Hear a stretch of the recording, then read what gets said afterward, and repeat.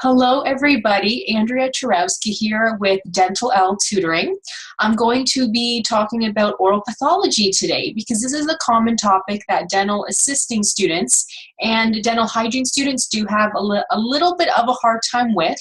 But let me tell you that with experience, it gets so much easier. Like I can look at an oral pathology of some kind and pretty much know what caused it, how to treat it, if it can be treated. I can usually tell if it looks cancerous or not. I can't legally diagnose a cancerous lesion, but I can have a pretty good idea of what's normal, of what might not be normal, and that needs to be looked at by the dentist. But it took me several years to sort of become as confident as I am now. So if you're studying for the board exam currently, or if you are still in school, you don't have to worry about, thinking like you don't understand anything. It does take time, but I'm going to give you guys some of the more common lesions that you might see. I'll talk about what's normal and what's not. Some common oral pathology that you will often see in the mouth that if you don't realize it's normal, you don't want to scare your patient in thinking like, oh my goodness, I've never seen this before. What the heck is happening? And I'm an interesting case because I pretty much have almost every common oral pathology lesion in my mouth. So when I was a dental assisting student, I sure taught the other students a lot. Like I have Linea alba, I have maxillary tori, I have mandibular tori, I have an enamel pearl in there somewhere. I have exotosis, if I'm saying that right, all over the front and on the bottom here. So I have a little bit of things that you might see in the mouth, but you might not see. So I sure taught students in my class a ton of things, but I will be doing actually a screen share. So let me just do that now. Let me just share my screen here, everybody. Let's see. Okay, it's being silly. It's not letting me decide. Oh, here it is. Now, can everybody see my screen okay? Because I have a few images to show here. I'll make myself a little bit larger so everybody can see me as well. So I'm not going to go through everything, of course. My Board Exam Prep Academy members, we do go through everything that you have to know, both for your classroom tests and for the board exam also. But I'm going to kind of give you guys a sneak peek inside oral pathology. So does anybody know what this is? So I'm looking at the maxillary teeth, and clearly these brown areas along the gingival margin. So this is caused by typically toothbrush abrasion. So that is if the patient is brushing too hard. This could even be caused by if the patient's eating a lot of sugar and does not have proper oral hygiene. But if that was simply the case, you would see these brown sort of marks almost everywhere along the teeth. So that's why I'm more inclined to say it's caused by brushing too hard. Because typically if a patient is brushing too hard, they're brushing too hard along the gum line up here. So what happens is the enamel starts to wear away and these little notches in the teeth start to form. Now this takes time, right? Like this takes a lot of time. But these notches also could be caused by clenching or grinding. So if they're kind of doing this over and over and over again, because even with toothbrushing, if they're brushing too hard, these notches aren't as pronounced. They may be still there, especially in the early stages, but they're not as pronounced. But the fact that these ones are quite obvious, that tells me that the patient is brushing too hard and they're probably clenching or grinding either during the day or also at night. So the question is, well, how do you treat this? How do you stop the patient from doing this? By simply letting them know, that they're brushing too hard probably. Hopefully they are using a soft toothbrush. As soon as I start to talk to the patients about this, some of them say, oh no, I've been using a hard toothbrush for years because that's what I thought cleaned the teeth more thoroughly, right? So as soon as you tell them, well, no, you need to be using a nice soft toothbrush, then that should help to prevent this from happening or from getting even worse, because clearly we can't just leave it like this, right? So to treat something like this almost looks like a cavity is happening because of the dark color, or it could be simply that the underlining layer, the dentin, is now exposed. So this doesn't mean there's a cavity there, but you know what, you guys, more than likely a cavity is probably in all of these areas here. So how to fix that? A composite filling on all of them. Now, since it's right along the gum line, these composite fillings will be hard to do because they will need to push back the gum a little bit, probably using a gingival retraction cord. And I can say this because I've been a restorative hygienist now for 2 years, so I know and I can see that if I was to do the composite fillings on these teeth, it would be a little bit tricky. So a gingival retraction cord will probably have to be used along the gingival margin here, and then obviously the prime, the bond, the composite on top of that, and then that will look amazing. And that is what they had likely done over here, because as you can see, this is probably the before picture and this is the after, so it can look awesome. But if the patient is brushing too hard and clenching at night, well, then this could happen, right? This could happen all over again, or at the very least, these lovely composite fillings that have been placed could actually come out. So we don't want that. So first, you need to be telling the patient to not brush too hard and to always use a soft toothbrush. You may even have to show them that, you know, they need to apply enough pressure to clean, but not, you know, too hard. So you may even have to actually show them this. And if they're clenching or grinding at night, they will need a night guard. So hopefully they're not doing it during the day, because that's a lot harder to treat, because typically patients don't want to wear the night guard during the day, right? So they want to do it at night. Or they will more likely wear the night guard at night. So if they're clenching at night, that's actually easier to treat. So I hope I helped to explain that easier for you all. If you have any questions, just comment on the video and then I will be happy to help you. So let's see.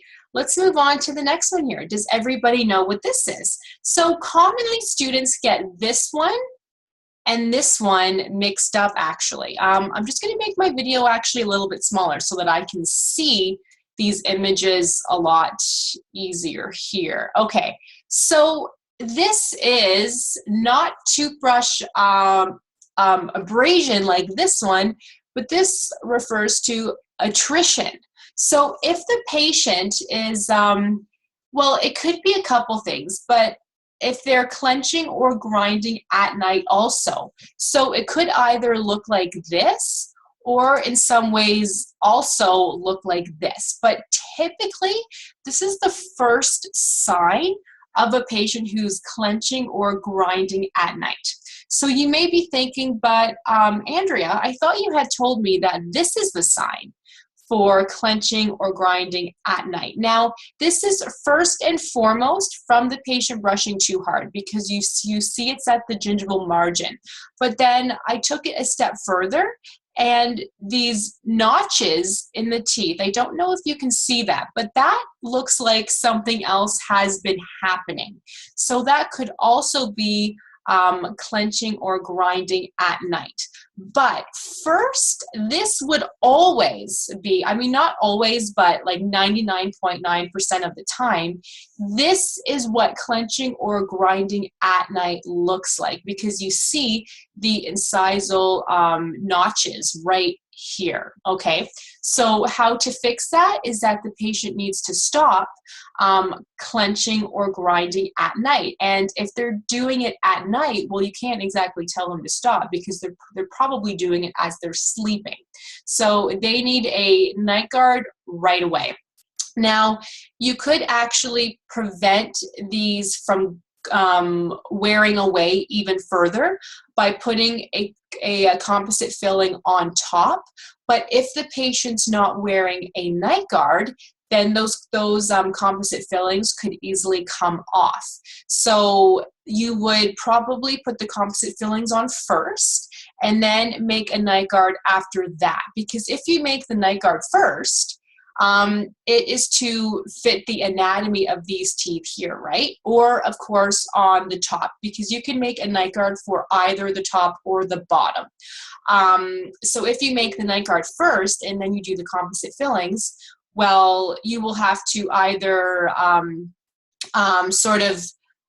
adjust the fillings quite a lot to fit the night guard, or you will have to make some adjustments to the night guard. So it makes more sense to do the composite fillings first and then the night guard. So does that make sense? And the patient has crowns on these teeth by the looks of it to me. So it looks like what I'm thinking this dentist had done was, instead of doing composite fillings, they put crowns over all the teeth. And that's not a bad thing, but that's not the easiest thing to do first, because you should all know that we need to look at the easiest thing to do first. Now, let's say he or she tried to put the composite fillings on and gave the patient a night guard, but this is still happening, then he or she might say to that patient, well, this isn't working. So we need to actually put crowns now on all of these teeth. So that is an option, but that costs a lot more to do, and you want to try the easier things first. So I hope that made sense. Let's do this one. Now, what do you guys think this is? Okay, so this is a typical board exam type question. I would not say that you would see this a lot in practice. I have never seen this in person. I've seen it in textbooks, but that's about it. So it could be either, and I may be saying this wrong, so I'm sorry, but it could be either amelogenesis imperfecta or dentinogenesis imperfecta. So I'm trying to say that properly. So I apologize. Try not to laugh too hard if that sounds horrible. So a good rule of thumb is, if the tooth structure looks almost brown or yellow with not a lot of white there, this is dentinogenesis imperfecta. That's hard to say, because the teeth are more dark in appearance, okay? But on the opposite side of things, let me show you what amelogenesis imperfecta looks like. So you see how this is pretty much the opposite of this. So amelogenesis imperfecta looks still like the teeth are white, but sort of yellow or brown spots all throughout. So this happens when the enamel does not form properly. This happens when the dentin does not form properly. So if you're looking at the formation of the dentin, think, well, the teeth would have to look quite dark. But if you're looking at the enamel, that's the opposite, where the teeth still look white, but with kind of brown or yellowness all throughout. So, you know, it's not a nice thing to have. I've probably seen this a lot more than this. This isn't nearly as common, but this is more common per se, but that is what causes it. So I hope that makes sense. Now, the next one, I apologize for the small picture, but can everybody see on the x-ray these little sort of white areas? Interproximal.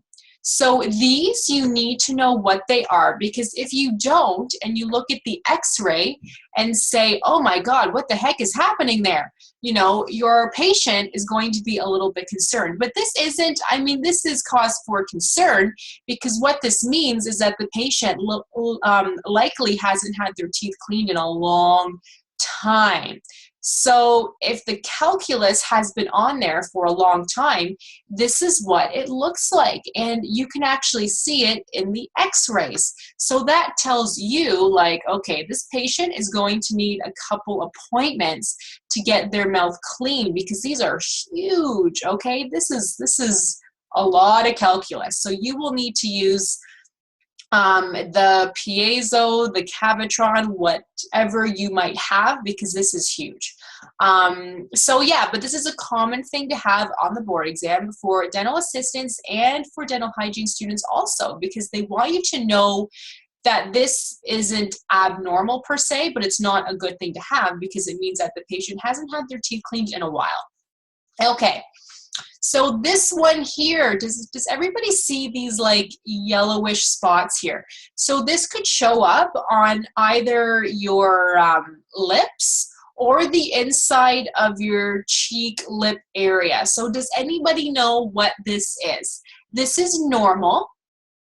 Some people have it and some people don't. Some people, it's more obvious, but it's completely normal. So this is called, now let's see if I can pronounce it properly, Fordyce granules, okay? So that's always a hard one for me to say too. So, but this is normal, okay, you guys? And some people have it and some people don't. They like to ask this on the board exam too, but typically when I've seen it, it's on the lips, okay? So, well, that one's easy. So, the patient may ask you about it.